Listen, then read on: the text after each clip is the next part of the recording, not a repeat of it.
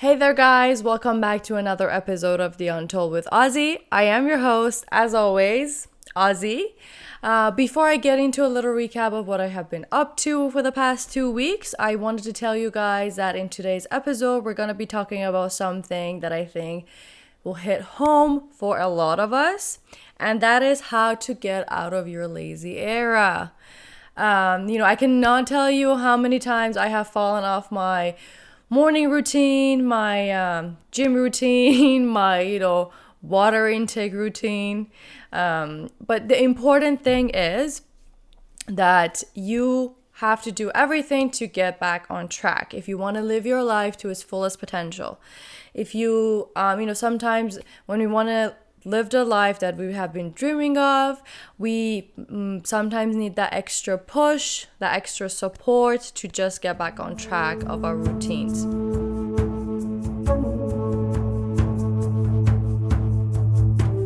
This video might just be your sign, your extra push that you have been looking for.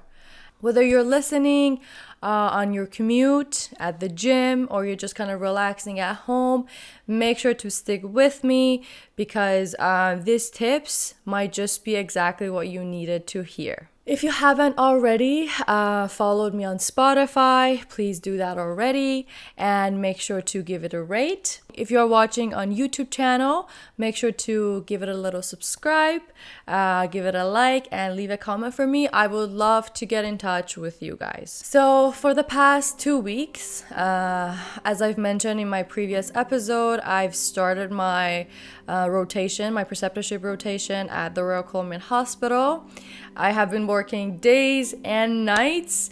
Actually kind of like started off my first shift set. We call them like shift set because they come like in a set of like 4 days on and then a couple days off. So we call them shift sets. I'm kind of like following my preceptor's work schedule, so it can be slightly different. And then so I did my first ever night shift. For the past like 3 years, I've never like done night shifts as a student, but during your preceptorship, you actually are able to like fully feel how being a full-on RN or a registered nurse feels like. So you're able to take night shifts with your preceptor, who's like a nurse who's already working on that unit. And I did that. I was super scared for my first shift, and I was like, what if I fall asleep? What if like I'm so like foggy and I make a mistake? I don't know. I was just really scared of like, and I had no idea how the flow of the hospital works actually, like, at night. It's crazy. I like the morning before, like when I was preparing for my night shift, obviously I thought that I should grab food and stuff. And then, I slept for like 2-3 hours before my shift starts. So usually night shifts are at 7 p.m. I usually go obviously like 20 minutes earlier, like 6:40-ish, 6:45 even, just to like, get changed and grab my stuff and kind of like mentally prepare myself for the day. They usually or officially start at 7 p.m. and it goes all the way to 7 a.m. in the morning. And so I took a nap, like 2-hour nap, and then buckled up and I went to the hospital. I was like thankfully dropped off, and then I head towards the unit. It's like a neurosurgical kind of unit, so we do get a lot of like patients with intracranial bleeds, spinal injuries, like a lot of brain tumors, and the cervical tumors, a lot of things like that. And so so much sound.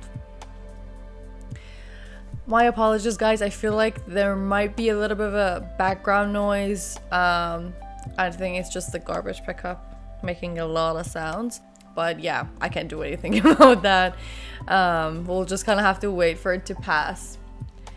I think it's gonna be a while, so I'll just try my best to record my voice as as much as good as I can without the extra background noise. So I went on and I got prepared for my shift. Obviously, as soon as you go on the shift, I've already got in touch with my preceptor like a couple weeks ahead of the actual first day that I was supposed to go in.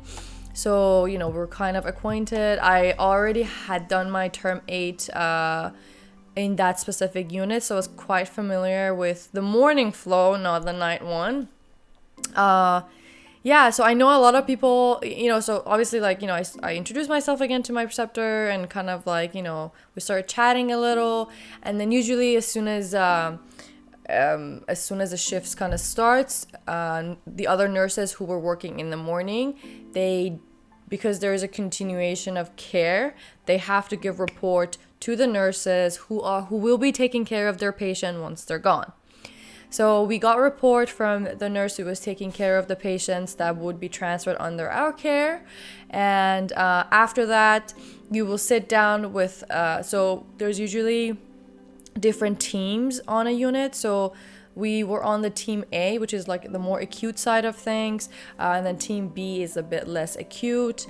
There are less patients who need total care. They're more independent. So I was on team A, which is more acute kind of patients. And so you sit down, and then you obviously, all the nurses on that team, they all sit down and you hear report from all the patients that are on that team that might not even be under your care. Because you need to be aware of who's who is where, what are the conditions. Because sometimes, as I told you a couple episodes ago, nurses work in team. So you need to be aware of the patients that your partner has as well. So we got report and everything, and the shift kind of started. And, I realized you might not get any kind of breaks, like dinner break or snack break or whatever, but you actually do get sleeping break. I made a little blurb about it on my Instagram if you want to check that out as well. The ID's on my description. And so you actually do get a sleeping break. I was quite thrilled to hear that. Because I was so worried. I was like, what if I fall asleep? Although I should tell you that I don't know why, but the environment, once you enter that environment, it's kind of set in this weird way that you are so aware. You're so aware. It's like your brain knows that this is not the place to get sleepy or sloppy or any of that. As soon as you're there, you're working. It's like you're doing daytime shift kind of thing. So it was crazy for me to even yes, I don't want to be weird and be yes, there was yawning, and obviously my eyes were kind of red, and I was yawning a lot that first day, and did kind of floopy at some points. But when you look at the overall, I was quite aware. Even if I was a little bit floopy, I was still quite aware and what is going on? What is that sound? Who's ringing? Who needs what? You're still kind of aware of everything that's going on. Thankfully, my first night, though, it was kind of a buddy shift, so I didn't really have to. I wasn't taking care of any patients specifically, which was kind of nice. I was kind of eased into the flow of the night shift. So my first night, I did survive. I was able to take a couple hours sleep break, which was really nice. Although I'm not gonna lie, because you cannot put an alarm or anything, and then somebody knocks and there's a high chance that you might not hear that knock, and I didn't. So yeah, and then my preceptor just came in. He's like, you need to get up. I was like, what is going on? So yeah, that was the crazy part that happened. And yeah, so if you're a deep sleeper, that might just kind of be weird. I know you can't put an alarm, but yeah. And then from that point on, I've been just going to different shifts. I did 2 more night shifts after that. For that shift set, I was doing 3 night shifts, and then I got 4 days off.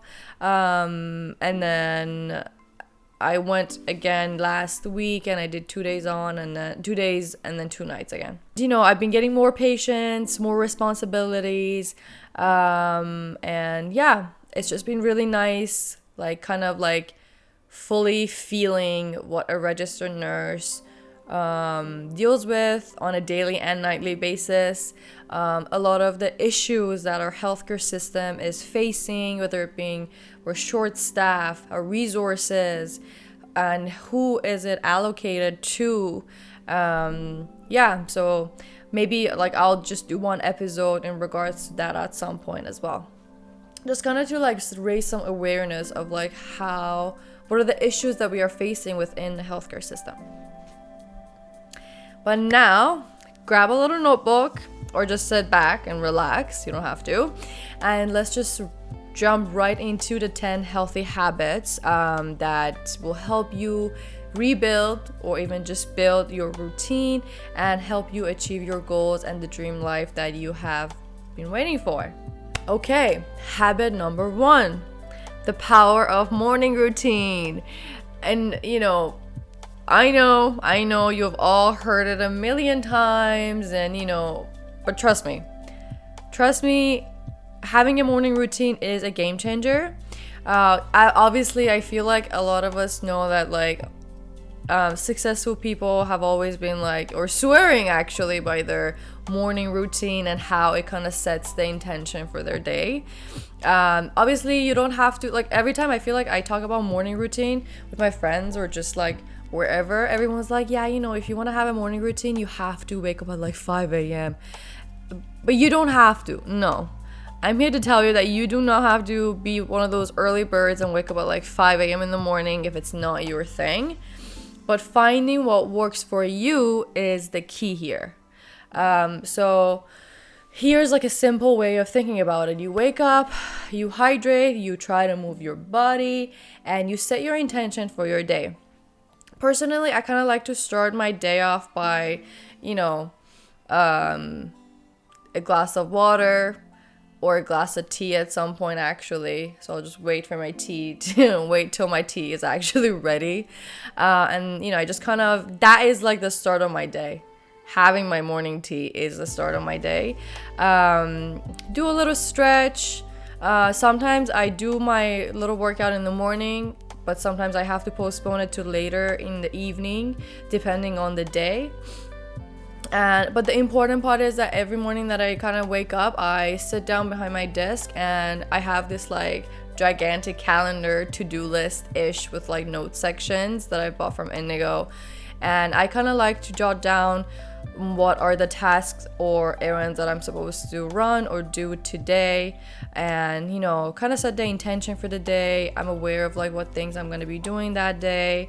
I kind of just plan out my day, and in a little corner I might do some journaling as well for that specific day. It doesn't really take that long, but it does make a big difference knowing what will be happening in your day. You are controlling how your day will be going. So to put it simply, obviously try to wake up at the same time every day. I know sometimes if you have some plans the day before, it might not you might not be able to wake up always at the same time that you always wake up, but try your best to wake up at the same time almost every day.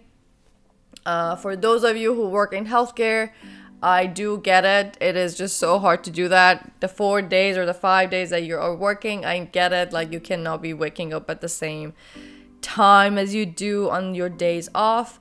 But here's the thing. That is on its own is kind of a routine. So you have your work days where you wake up at this specific time, and then you have your days off where you will be waking up at this specific time. So again, the key is picking a time that works for you on your days off at least. I know the other ones at the employer's hand. But avoid hitting the snooze button. As tempting as it is, try to avoid hitting that button. If you set a time to wake up, I know not everyone's like, oh, as soon as the sun come up, they just like open their eyes. I'm not one of those people. So if you set an alarm, just avoid snoozing it. And the second thing, hydrate. Drink a glass of water before you kind of like kickstart your morning. It kind of helps your body kickstarts like metabolism and kind of like rehydrate after a night's sleep, because you're not drinking any water for like 8 hours, and it's kind of refreshing for your body in the morning to have that little bit of glass of water, or just like me, a glass of tea. As an addict, the tea addict, it's just kind of nice for your body. Start the day fresh. As I mentioned, try to move your body. This honestly doesn't have to be like an intense, like, I don't know, 1 hour workout or anything.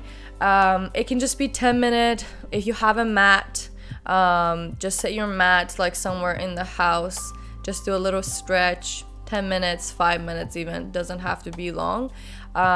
Just kind of that your muscles open up from that 8-hour sleep, and your body kind of like, your blood kind of starts flowing better in your body. That helps the circulation, the moving your body, the moving, the rotations of your arms, your joints, everything. It'll help with the flow of the body, flow of the blood, and eventually the flow and the movement of your body. And lastly, set your intentions for the day. Spend a few minutes journaling or planning your day. Some people like me have to-do lists. They like to get on that, see what kind of tasks they're supposed to do for the day. Other people also like to add a little bit of journaling to that. Write a little. If you're that person, go ahead and do that as well. But make sure write down your top 3 priorities of the day and what you have to get done for that day, and how you want to feel and what to do in order to feel that way for that day. All of this kind of helps you start the day with purpose, which is really important, and focus, and that's what you want. Remember that your morning routine kind of sets the tone for the rest of the day.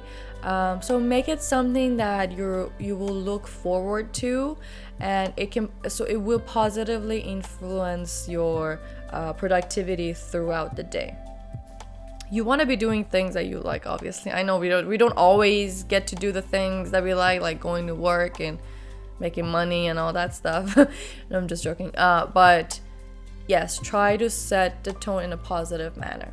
I think the sound is completely gone now. It was quite annoying, and I'm sorry for that. Number 2, prioritize sleep. Habit number 2 is prioritizing sleep. We all live in a culture that often glorifies hustle and grind and always working and working and working. But the truth is, you can't just be working 24/7.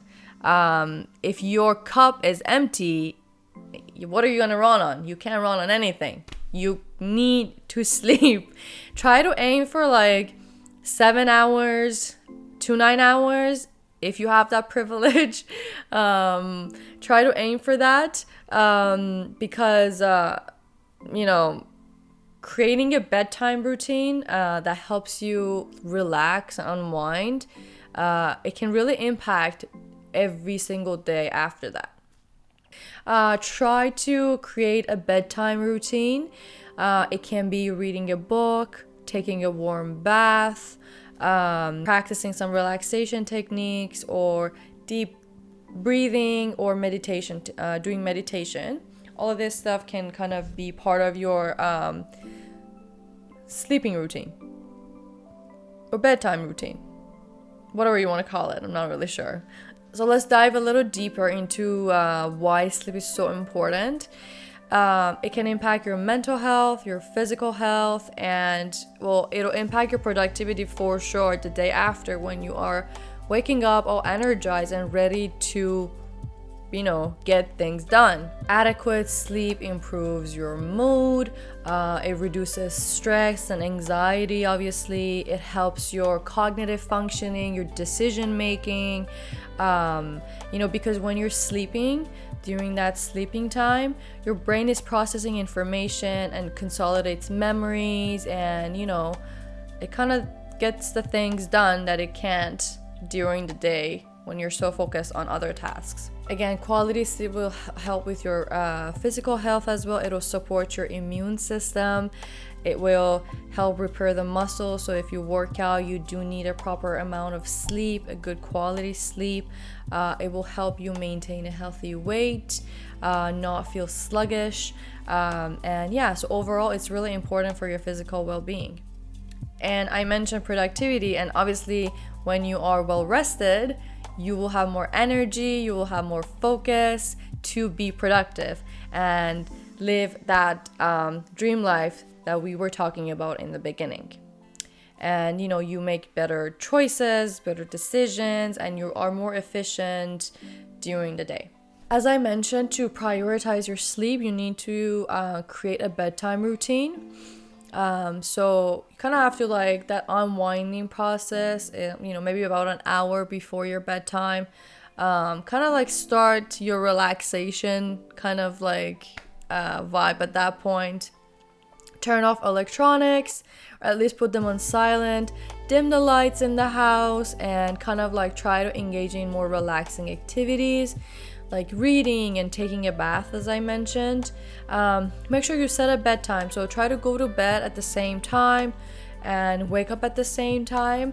Even if it's the weekend and you go out, you have to try to wake up at the same time that you always do in the morning, and go to bed at the same time that you do every day, even though you kind of like went to bed quite late the night before because you were out. And this is really important. Try to create a sleep-friendly kind of environment. Make sure that your room is cool and dark and quiet. If you can, try to invest a good mattress and pillows that will make your sleep cozy and comfy. This is really important because by prioritizing your sleep, you'll be more equipped to kind of like tackle your day with energy and clarity, making good choices, especially if your job is one of those that you're dealing with a high amount of stress. So sleep is your best friend. Number 3, move your body. Habit number 3 is moving your body, and why that is important. Exercise is honestly not just about like getting in shape and losing weight or building muscles. It's not all just about that. Sometimes it's about feeling good about yourself, feeling energized, having that boost of energy. You don't really need a gym membership or like fancy equipment to actually be able to move your body. Try to find an activity that you love, that works for you. If you love yoga, if you like hiking, if you love just walking in the neighborhood, dancing, whatever it is, find that activity that you love and, just aim for at least 30 minutes every day to move your body. And, at the end of the day, it will help you extremely with your mental health. I've gone through this phase of my life where I completely forgot about myself and put all these important habits aside, and I was just sticking to studying. It destroyed my mental health. I felt really shit about myself, and I was kind of set back. Basically, I know I was advancing in my education, but I was set back in terms of my physical health, my mental health, and I felt like I was deteriorating, and it was horrible. It was so hard to come out of that slump and build routine, get back on track, and just feel good about myself, even this tiny bit. So doesn't matter where you do your activity, what kind of activity it is, just try to move your body 30 minutes a day. Physical activity will release endorphins, which are natural mood lifters, and it can really help you reduce anxiety and your stress and feeling like you are hitting rock bottom. Sometimes when you are regularly exercising, it will increase your overall energy because it improves your cardiovascular system, your circulation, and your stamina. You don't get tired as easy, and as soon as you start doing something, so you build strength, you become stronger. You can obviously maintain your healthy weight, and the strength of your muscles, and keep the tone and improve your overall physical health, basically. How to incorporate this into your life. Again, try to find what you love. You don't have to have a gym membership. Again, try to find what you love. It can be yoga, and it can be walking in the neighborhood. Sometimes, honestly, I do have a gym membership, but sometimes I really love to just like take a stroll in the neighborhood. There is a lot of ups and downs in my neighborhood, so you know, that'll give me a very intense kind of workout, even if I'm just walking up and down. You know, if you have more fun working out with a friend, or you know, doing any of that with a friend, you know, call up a friend, set up that routine or schedule with that one friend. You'll be helping them as well, and they'll be helping you as well. So yeah, you can do it with a friend, do it with a family member, you can do it with your partner, and you know, obviously if you're okay just doing it alone, don't be shy, just do it alone. Again, you can also mix it up. For example, I cannot go to the gym all the time.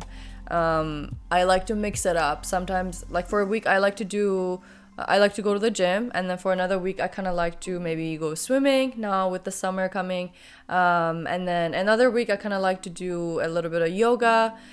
Some other days that I'm not like, I don't have much to do, I just take a stroll and I take a walk.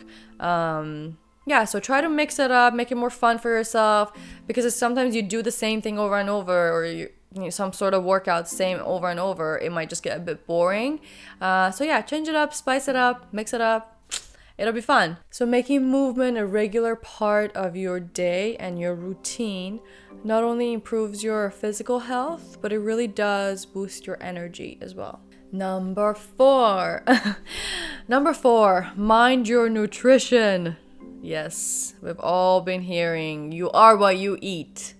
And unfortunately, it is true. Not saying that it is easy, but obviously fueling your body with nutritious food, you know, will give you energy and gives you mental clarity, and you know, for you to like tackle your goals every day and live that dream life that you've been wanting. So focus on more whole foods, kind of fruits and vegetables, lean proteins, and whole grains. These will be good for your body. Consider your allergies for sure. Don't try like super new things without considering that you might be allergic to it. Just try a little and see what happens. But yeah, try to focus on whole foods. Nutritious food provides you with a lot of energy that you need to get through your day. Things like sugar and processed food will actually cause a tank in your energy, and they won't sustain you for a long time. But you know, on the other side of it, whole foods, they will sustain you for quite a bit of time throughout the day. You will eat less technically. They will keep you full for a longer period of time throughout the day, and you know, it will really help you balance your meals, your intake basically. With good nutrition, you know, you can strengthen your immune system, you can improve concentration, your focus, you will support your muscle growth and repair, especially if you work out. For those of you who work out, your protein intake, do consider that. I'm sure you do already, but you know, it will help the muscle repair, especially after an intense workout, and it basically eventually will help you maintain that healthy weight. Going to the gym to get fit is really important, but at the same time, your diet does really matter. If you're constantly having like processed food and sugary stuff, but you're going to the gym, obviously, you know, they don't go hand in hand. So to maintain that healthy weight, it is really important to have all those nutritious food.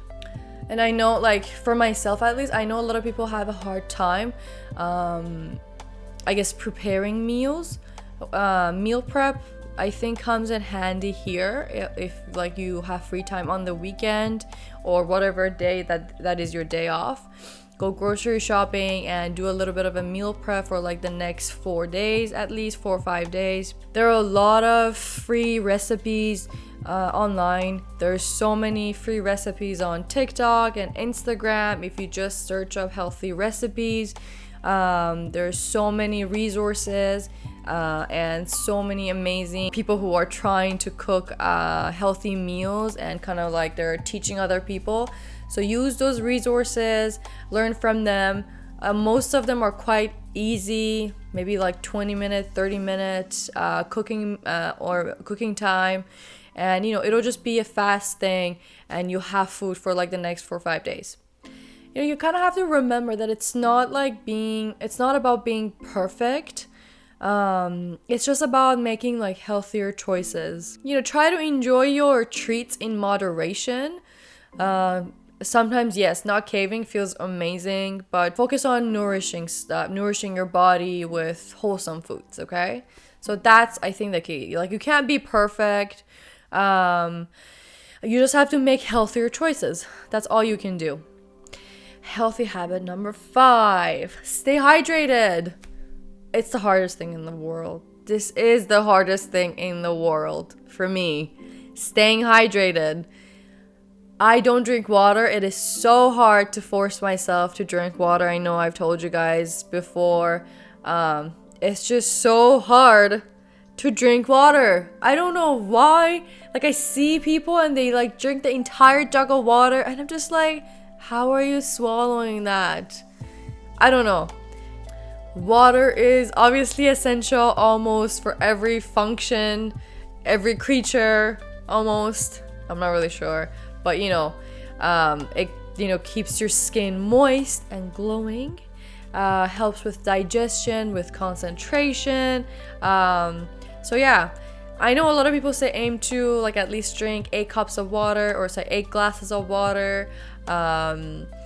But for me personally, I just like to have more one of those like measured kind of like jugs, and I just put my water in there and have it little by little by little throughout the day. I cannot drink 8 glasses of water like that. So I just try to like fill up my jug to the appropriate amount and just kind of have that throughout the day. Sometimes I take like 10 sips, sometimes I take 2, but I try to finish that throughout the day and have a proper water intake.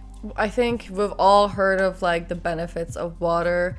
Obviously, water helps regulate your body temperature. It'll lubricates your joint. It'll help you digest your food. So, transports nutrients and molecules throughout your body. It's essential for your kidney function. You want to keep your kidneys alive. And it can, help prevent UTIs and, kidney stones. Kidney stones are crazy. Man, I've seen my grandpa, may he rest in peace. His kidneys were just making crazy kidney stones. It was just crazy. I know, I've seen one picture of a kidney stone. It has like 2 heads, sharp, like that. I don't know how this thing can be built in a kidney, but it's true. Anyways, he had a stone making kind of kidney. But if you want to prevent kidney stones, drink a lot of water. And when you're dehydrated, you're gonna feel a lot of fatigue. You're gonna be tired. Your physical performance is gonna be low. Your productivity is going to be low. So staying hydrated to keep up your energy is really important. They all come in, everything I've been talking about, they all just come in hand with each other. You can't just have one and not have the other. They all make a collective system, a whole picture kind of like system, and they're all really important for you to be able to live that healthy life. If you are like me, you can't have like a whole like 8 glasses of water. Try to carry like a water bottle with you, one of those ones that are measured preferably, so you can kind of know your intake, and kind of track it. You can set reminders for yourself. You can set up alarms and be like, I know there's so many different apps right now, I feel like, healthy apps, that will remind you that you haven't drank your water today. So you can get one of those, or you can just set up an alarm for yourself that it's time to drink a cup of water, or take a sip of water, or whatever. If you're like me, who, like, my body never really prompts me to drink water, so you kind of need that push. You can also flavor up your water. I know water is kind of plain and blah, maybe sometimes, unless if you're dying of thirst, which is like the best thing on the planet. But if you're just having that much water throughout the day, you kind of might want to flavor it up. So add a little bit of lemon drops, or you can cut up fruits and just put it in your water. Any of those works. Number 6, and my favorite, romanticize your life. Yes, romanticize your life. And this means seeing the beauty in everyday moments. Sorry, I just love saying that. And treating your life as if it's like a movie. That's kind of like romanticizing your life. Create life rituals that will make you happy, and make your everyday special. It can be as simple as making your morning coffee. It can genuinely be as simple as that. Making your morning coffee, or watching your favorite Netflix show, or reading your 2 pages of your favorite book, or I don't know, doing a little bit of a makeup, buying that cute little dress that you've always wanted, or whatever. Anything that makes you enjoy the moment, enjoy your life. Romanticizing your life can make a lot of difference, I feel like. By paying attention to small details, you become more present and mindful. It can reduce stress, and it can increase your happiness. I feel like happiness comes from a lot of those little things that we do or other people do for us. It might not be all those big things. It might just be someone bringing you a cup of water, or making you your favorite dessert, or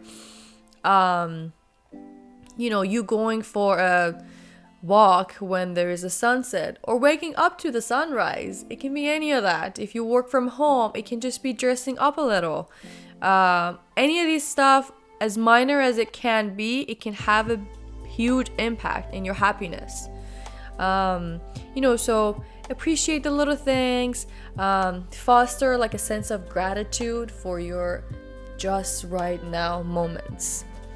I am very appreciative right now that I am recording this episode with you guys, and I'm really hoping that you'll enjoy it. I cannot tell you the amount of time that I started the same episode. I think I started it multiple times, but now that I'm doing it, I'm just enjoying it so much, and it's fun. Some practical ways to kind of romanticize your life, as I mentioned, having your morning rituals. If making coffee or making tea is part of your morning ritual, let it be. Enjoy that moment that you're having your sip of coffee and your sip of tea. Light a candle. When it's evening time, light a candle, set the mood, make everything, it's more love yourself in that moment kind of thing. You're feeding your soul in that moment kind of thing. Light a candle, enjoy a little bit of a moment of peace before you start your day, if you work from home, for example. This is my thing. Every time I wanted to go for an exam, I would always dress nice, make sure my hair is nice, I do my makeup, and doing all of that as little as it can be, and it might not even actually impact my exam results. It would have made me feel so good about myself going into that exam. The more I felt good about myself, the less stressful I was, and the better I did on my exams. So consider all these little things that you can do to romanticize your life. It'll boost confidence in you, I feel like, and it can improve your mood a lot. You don't always have to wait for someone to come in and set up a candle, make you a fancy dinner, and set some music for you, set the tone, make it romantic or not. So you can do those stuff for yourself, and you should do those stuff for yourself. If you're just home, no one's home, and you're just kind of feeling a bit low specifically for that day, turn on the music, put on a candle, wear a nice dress. I don't know, give yourself a little bit of a spa day. Anything to just make yourself happy in that moment. Do things that will make you happy. Do things for yourself that will make you happy. Habit number 7. Well, this one, I can't even say it's kind of like a habit, more like a phase, I feel like. It's the go monk phase or go ghost mode kind of phase. It's all about like eliminating distractions and, focusing intensely on your goals and the things that you need to achieve within that period. It might mean cutting back on like social media, or maybe cutting back on social events, and dedicating those specific hours to really deep, intense work. When you eliminate those distractions, you can focus really well on your tasks, be more productive, be more efficient, do your work with higher quality, and have a faster progress. Taking that time off from social media, for example, gives you a bit of a mental space to think, to prioritize, and have more clarity and creativity. And I think the most important thing it teaches us is kind of, teaches you to prioritize your goals over those instant gratifications that are not lasting. I'm not talking about like the things that will really deeply make you happy, but those are just like instant gratifications. And I think in those moments, at least, we need to prioritize our goals. And I'm not just saying that like go ghost mode without like any communication and just like vanish from the face of the earth. You can obviously communicate that with your friends and with your family, that in these time periods you will be not communicating with them. You will be not they will not be able to like reach you. You're focusing on your work, whatever it be. But also like you want to communicate your boundaries and be like, okay, so I'm not available these times. You don't want to make people upset, and give them a shock because they can't reach you. So just communicate that with your family members and your friends or your partner or whatever, and just let them know that you need to focus on your shit. Habit number 8, and I think this is really important, and that is, you need to stop comparing yourself to every freaking other person on this freaking planet. Stop comparing yourself. You are your own person. You're not like anyone else. You are unique, and you need to stop comparing yourself to everybody else. Everyone's on their own journey. Everyone's dealing with their own misery and obstacles and hardships and challenges in their own life. Comparison will just take away the joy of your journey, takes away the resilience you're building, coming in contact with that challenge. Try to focus on your own progress, your own mistakes, the things you did right so it went right, and the mistakes that you made for it to go wrong. Learn from it. Your journey is just different from other people. Your learning speed might be different.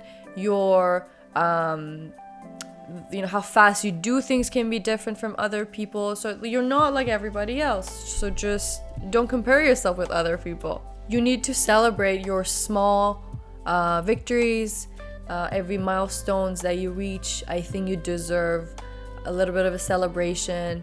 It doesn't matter how small it is.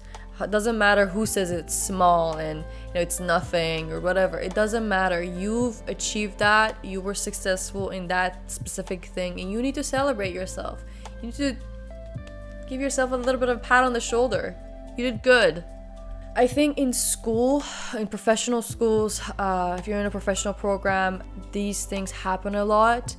You start comparing yourself to other people, how good they are, what grade they're getting, how much they're studying, and 1,000 other things. It only brings misery, anxiety, stress, depression, and the constant feeling that you are not enough.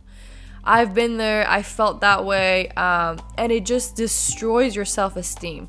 And that is not something that you want for your future at all, ever.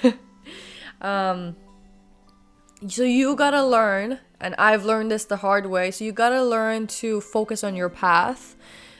Stay true to yourself. If you are not putting enough time into something, and that is why you're not getting results, and somebody else is, don't be like, oh, I wish I was like them. See what you are doing wrong and what are your mistakes, and try to change that about yourself. Try to put in more time, more hours into working or studying or whatnot. If you are like, oh, I'm not losing weight, see what is the issues and what are the habits, what is the things that you are doing that you are not reaching that goal. If it's not so many sounds today. If you're not having a good and balanced nutrition, if you're not working out properly, whatever it might be, so focus on those things and try to fix those things within yourself. Don't externalize your mistakes and don't compare yourself to other people. And I'm saying this because when you measure your own progress against your own goals rather than others, you actually stay motivated. Those things you can fix. If you know that you haven't put enough time into a certain thing and you haven't reached that goal, you know that you need to fix that so you remain motivated. But if it's about somebody else, like, how the hell are you gonna get there if you're just comparing yourself to somebody else? You can't. There's nothing to fix, or there's no solution for it. And I think this one is a big one because, a lot of us, we go on social media and we see all these successful people living happy lives and making money and whatever, and we constantly compare ourselves to them, not seeing behind the scene of maybe how hard they've been working, or what were their failures and how did they overcome those failures, the sleepless nights they've had, or the pitfalls they've had, and the whatever. You don't see, I know social media really glorifies all these things, and you don't see the negative and the behind the scene that goes into it. And that is why I'm saying it kind of skews your perception of what is true and not. So don't compare yourself with the things that you see on social media. I think it's great to be inspired and set aspirations and want to be great and better. But it's not okay to compare yourself to anyone that's on social media. You are not them and they're not you, and you're just living your own journey, and it's not the same. Yeah, this way I think you'll find a greater satisfaction and happiness in your life. Take it easy, guys. This one I wrote specifically because I am one of those people, and this is habit number 9. Stop being a people pleaser. Yeah. It's really hard. I know it's really hard being a people pleaser. It's really hard to set boundaries and prioritize your own needs and goals. But it's super important because the more you just give and give and give and give, there's nothing left for yourself. You can't put time for yourself. You can't focus on yourself. You can't love yourself because you don't have anything to give to yourself. You've already given it all away. And I have been there, and it is not fun. It is not fun. I always think that for the longest time I thought that saying no makes you a bad person.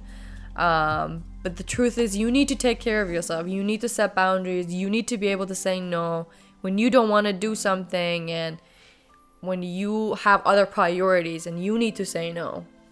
When you stop trying to please everybody, you're actually being true to yourself, to your needs and what you need, and your own values, actually.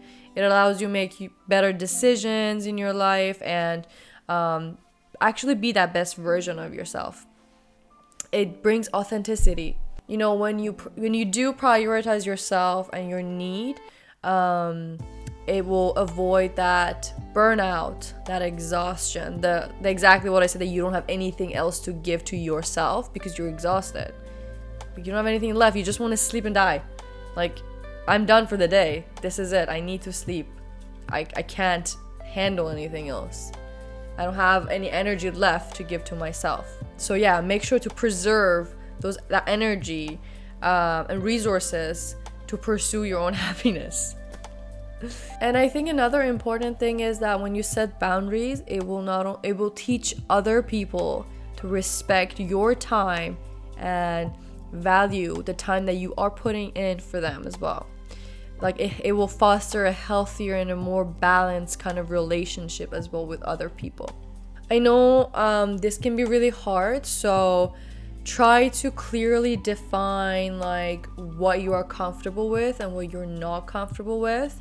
Try to communicate those boundaries in a very clear and polite way to other people. And when you say no, yes, again, make it firm but polite. You don't have to be rude and be like, no, I don't want to put any time for you. You don't have to do that. Just communicate clearly and have a firm no and be polite. If you sometimes get confused, you can also make a list of things that are priorities to you. Have that always in front of you. Make a little note in your phone, whatever. When you constantly see those priorities that are important to you, it will be really hacked in your brain. And it, like, you know, when something comes along the way that's like against that, you know that you are supposed to prioritize what is important to you. And last, obviously, but not least, number 10, managing your time well and controlling it, basically. I think that's really important. Time is your most valuable resource, and you want to use it wisely. So plan your day, set priorities, and avoid the time wasters.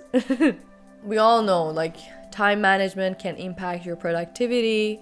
You can accomplish a lot more in less time, and it allows you to focus on what's important, what is priority, and eliminate the other distractions. When you actually have control over your time and how it is spread out, you can feel less anxious. It's less stressing because you know exactly what will be happening within those time periods that you set already in the morning, in your morning routine. It gives you a sense of control and balance. And obviously, most importantly, it can help you stay on track in terms of achieving your goals.